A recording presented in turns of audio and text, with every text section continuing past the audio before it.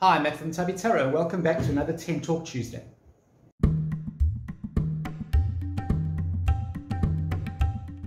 Hi, welcome back. So, tell me something. What is your favorite non-tarot divination method? Is it palmistry?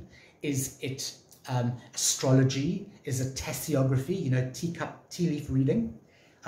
What is your favorite non-tarot divination? You're going to comment below. I know you are, so let me know. And don't only tell me what it is, tell me why it is, okay? Why do you like palmistry like better than, say, astrology, okay? I have to be honest, my favorite non-divination, non-tarot divination is where you slice the lamb open and you pull all its insides out and then you read its gallbladder. No, I'm only joking. Yes, okay. I think I was a Mayan in my previous life. Actually, my favorite divination method after tarot is palmistry. I've always been fascinated with palmistry, and I have never ever learned palmistry. I've kind of looked at books. I don't have any palmistry because I'm just looking down to see my esoteric books. I don't have any books on palmistry, but I have had previously I have had books that have been like about all different divination techniques, and there's been a section on palmistry, and I've looked at a couple of YouTube videos and a couple of palmistry sites, and I'm fascinated by this. I really am, but I just for some reason haven't gone into actually studying it. I think I've been focusing on tarot and oracle and cartomancy more than anything else, but I've always found this really, really cool. And I often look at my hands and I think to myself, like, I've got big hands, okay, but I also have like quite short, like stubby fingers. I got these little pork chop fingers, okay? But I look at my hands and I see all these lines and I just think to myself, like, how do people actually do this? Like, how do people like know that that is my heart line? Where does this come from? And that's what interests me about palmistry. I've had my palms read many a time.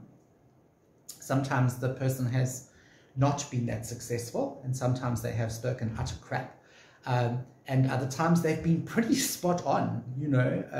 They've kind of said to me, this and this has happened. I find with palmistry a lot of the stuff is more kind of retroactive than forward looking. So I find whenever I've gone for a palm reading, I find they have 90% of the reading is kind of telling me what has happened, and the other 10% is kind of telling me where it could go.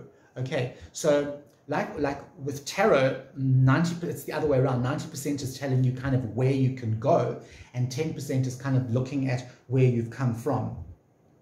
So I find that fascinating about palmistry as well. I don't know, what has been your experience? If you've gone to a palm reader, what has been your experience as far as that goes? Do you find that it's been more retroactive, like telling you what has happened, or do you find that they've been able to predict stuff? I also find that, like, looking at my hands are old, but apart from being old, I've got like weird, if you look very closely on my fingers, I don't know if you can see that, I've got like, it looks like wrinkles on my fingers. Okay, that's just because I've got the aircon on, my fingers are cold. But I've got these like wrinkles on my fingers that, there, you can see there, okay, they don't go away, like, that's my finger wrinkles. Those are my finger wrinkles.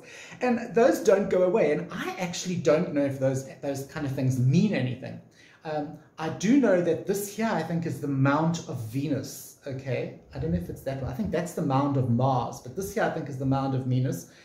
Mound of Venus. God, I'm getting actually worse in my old age. The mound of Venus, or Mount of Venus. Okay, and this here, I think, is the mound or the Mount of Mars. I'm not too sure, but it excites me to think that I've got these like planetary things on my hands. Also, what interests me a lot about palmistry is that in Reiki, you have these two sort of major energy points in your hands. And I just wonder if the palm reader actually can tap into that, or if that even features in a palm reading, because those are two major chakra points on your body. So I don't know if they actually take that into consideration. The other thing I've never really seen is somebody doing like this side of the hand. Okay, so they can't read that. Now, I would think that my knuckles would be really easy to read because they look like fingerprints, man. Those are like things. Or look how I've got lots and lots of freckles. I'm quite sort of gingery and freckly. And then maybe they could like play join the dot on my hand. But they don't. They only kind of look at this, you know. And then there are all these little lines, like these little, okay, I think they're just fat creases, but there's all, all these little creases and crinkles. And these people read into this, and I find that amazing. I'm always very excited if I go to like an esoteric fair or a spiritual fair or whatever, and there's a palm reader.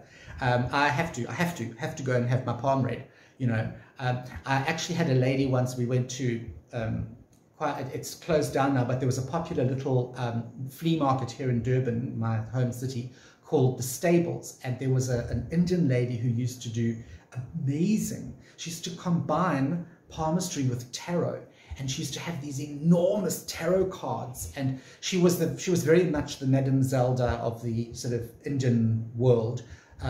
Beautiful sari, beautiful dot, you know, hair pulled back, absolutely gorgeous. A gorgeous woman, henna on her hands, and she used to be quite mysterious, and she used to sort of do the whole, I think it was her shtick, but she used to do the whole, let me see your hand, and she used to take it and she used to gently hold it, and then she would kind of with her nails kind of like, yes, that's your heart line, and you know, she really got into it, and I think that's why I kind of like that as my sort of second divination technique, because it is kind of theatrical and it is kind of showy. There's no way you can do this without being kind of slightly theatrical. Tarot reading, you can say, right, come on, sit down, let's hoik up the cards, fling them around. Whereas I think because it's such a personal, or should I say intimate way of doing divination, having someone actually come into your body space and look at, and sometimes even touch your palm, I think it does lend itself more towards the more theatrical, you know. So yeah, that's my second favorite divination method. I do know that a lot of people are into tasseography, which is the reading of tea leaves. I have never been able to understand that. I have looked at pictures, I have watched videos, I can't see it. And I've got a pretty sort of fruitful imagination, and I can't see those patterns. All I see is swirled tea leaves. Okay, it's just, I can't even see, like, apparently one of the easiest patterns to make out is a dog. Okay, and I think I should be pretty good at making out a dog, because I love dogs. Dogs are like my spirit animal.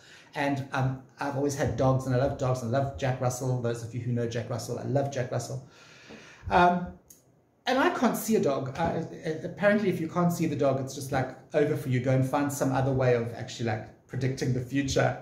But I've never known how that works. It doesn't really interest me that much. I find it a bit too freaky. You know, you have to sit there and sip tea with a complete stranger. It would absolutely put me in a mental home. I am not good when it comes to sipping tea with a stranger. So I don't think that would work for me, you know. Astrology, I'm going to do a whole video on astrology with you guys, and I will share my views on astrology then. But yeah, I think as a cartomancer, I think we do tend to get a little bit too pigeonholed, and like only cards work, or, you know, I don't want to try this, or I don't want to try that. Do yourself a favor, go and have your palms read. Or go and try having the tea leaves read if you can sit there and sip a cup of tea with a stranger. I want to ask you something else. What is the weirdest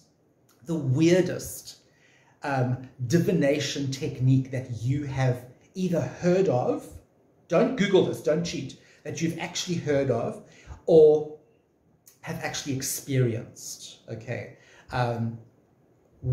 I'd like to hear from you, what is the weirdest, either creepy or freaky or just plain sort of left of center, what is the weirdest divination technique that you have had?